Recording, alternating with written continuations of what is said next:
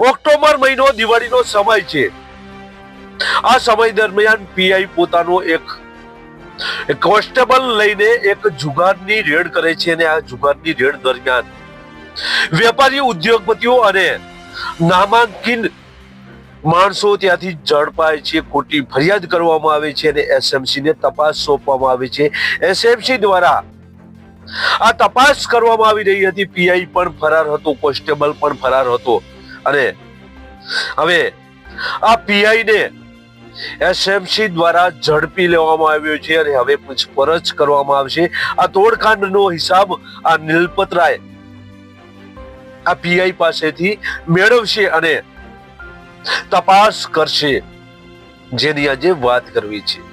નમસ્કાર, ક્રાઇમ આવાજ ન્યૂઝમાં તમારું સ્વાગત છે અને હું છું તમારો નાનજીભાઈ ઠાકુર। આમ તો આપણે એવા કેટલાય બનાવો જોયા છે કે જેમાં પોલીસ કર્મચારીઓ તોડ કરતા હોય, જુગાર ઝડપાય છે તો તેમાં ઓછો માલ બતાવી વધુ માલ પોતે પોતાના ખિસ્સામાં રાખતા હોય છે। આવી ઘટનાઓ અનેક વખત આપણે જોઈ ચૂક્યા છીએ। ત્યારે મોરબીના ટંકારામાં પણ આવી જ એક ઘટના ઘટી હતી। ઓક્ટોબર મહિનો હતો, દિવાળીનો સમય હતો। એ સમય દરમિયાન વાયકે ગોહિલ અને તેનો સાથી મહિપતસિંહ આ બંને કમ્ફર્ટ હોટલમાં જાય છે અને ત્યાં ઉદ્યોગપતિ નામાંકિત માણસો હોય છે અને ઊંચા ગજાના માણસો હોય છે। તેમને આ વાયકે ગોહિલ ઝડપે છે અને કહે છે કે ભાઈ, તમે બધા જુગાર રમતા હતા, પત્તા ખેલતા હતા, એટલે જુગારનો તમારા વિરુદ્ધ કેસ થશે અને તમારા વિરુદ્ધ કાર્યવાહી પણ થશે। તમે ન્યૂઝપેપરમાં પણ આવશો, તમારી બદનામી થશે। આ રીતે આ વાયકે ગોહિલ આ લોકોને બીવડાવે છે। આ લોકો નામાંકિત માણસો છે, ઉદ્યોગપતિઓ છે, મોટા ગજાના માણસો છે, એટલે ડરના માર્યા વાયકે ગોહિલ આ લોકોને બીવડાવે છે ને ત્યારબાદ 63 લાખનો તોડ કરવામાં આવે છે। ટંકારાની કમ્ફર્ટ હોટલમાં ઝડપાયેલ વ્યક્તિઓ ઊંચા ગજાના હતા, ઉદ્યોગપતિઓ હતા અને નામાંકિત માણસો હતા। એટલે આ વાયકે ગોહિલ આ તમામને ડરાવવાના પ્રથમ પ્રયત્નો કરે છે। વાયકે ગોહિલ કહે છે કે ભાઈ, તમામને હું પોલીસ સ્ટેશન લઈ જઈશ, તમામ સામે જુગાર ધારાની કલમો મુજબ કાર્યવાહી કરવામાં આવશે। તમે જુગાર રમી રહ્યા છો, તમામના ફોટાઓ ન્યૂઝપેપરમાં પણ આવશે, તમે બદનામ થશો। આવી વાત કરતા આ નામાંકિત માણસો રસ્તો કાઢવાની વાત આવે છે અને આ વાયકે ગોહિલ 63 લાખ રૂપિયા આ હોટલમાં મંગાવે છે અને ત્યારબાદ આ 63 લાખ રૂપિયા પણ આવી જાય છે। આ 63 લાખ રૂપિયા લઈને ત્યાંથી આ વાયકે ગોહિલ ચાલ રમે છે અને વાયકે ગોહિલ કહે છે કે ભાઈ, મારે 12 લાખનો કેસ કરવો પડશે જુગાર ધારા મુજબ, કારણ કે આ વાત ઉપર જશે તો મેં કોઈ કાર્યવાહી નથી કરી એવું સાબિત થશે। એટલે આ 63 લાખમાંથી 12 લાખનો જુગારનો કેસ કરે છે, જેમાંથી કેટલાક માણસોના નામો પણ બદલી દેવામાં આવે છે અને મોબાઈલ નંબરો પણ બદલી દેવામાં આવે છે। આ રીતે વાયકે ગોહિલે કાર્યવાહી કરી હતી અને આ લોકોને કહેવામાં આવે છે કે ન્યૂઝપેપરને કોઈ જાણ નહીં કરીએ, એટલે તમારા ફોટા પણ નહીં આવે। આ રીતે અહીંથી વાયકે ગોહિલ અને મહિપતસિંહ આ બંને ત્યાંથી તોડ કરી અને નીકળી જાય છે। આ બધો ઘટનાક્રમ અહીંયા ઘટે છે। આ વાત પહોંચે છે ડીજીપી વિકાસ સહાય સુધી। વિકાસ સહાય તપાસના આદેશ આપે છે અને એસએમસી ના નિલપિત રાયને આ તપાસ સોંપવામાં આવે છે।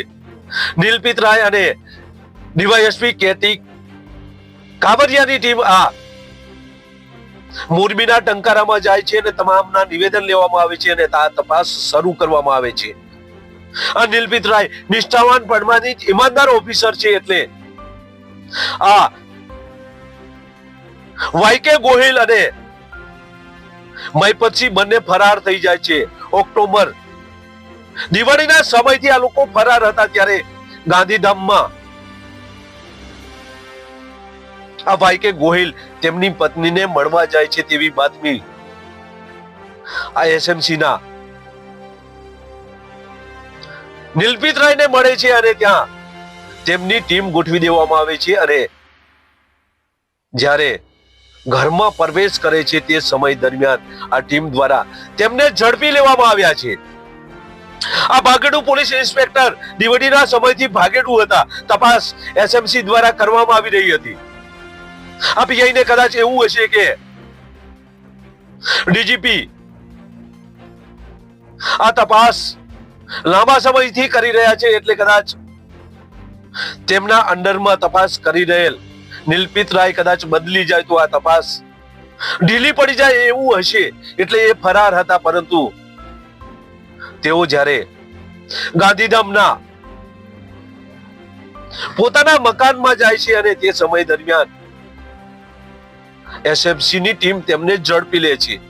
તેઓ કચ્છના વતની છે, એટલે રાજકીય વગ પણ ધરાવે છે, એટલે કેટલીય ભલામણો અહીંયા કરવામાં આવે છે. પરંતુ જ્યારે નિલપિત રાય તપાસ કરતા હોય ત્યારે આ ભલામણો કરનાર વ્યક્તિઓને પણ એવું છે કે કદાચ અમે ભલામણ કરીશું અને શોર્ટ સર્કિટ થશે તો, એટલે કોઈ લાંબી ભલામણો કરનાર વ્યક્તિઓ અહીંયા પહોંચતા નથી અને પહોંચે તો પણ અહીંયા કઈ રીતે એવું હોતું નથી. તો આ હતી મોરબીના ટંકારાની ઘટના. ઓક્ટોબર દિવાળીના સમય દરમિયાનથી આ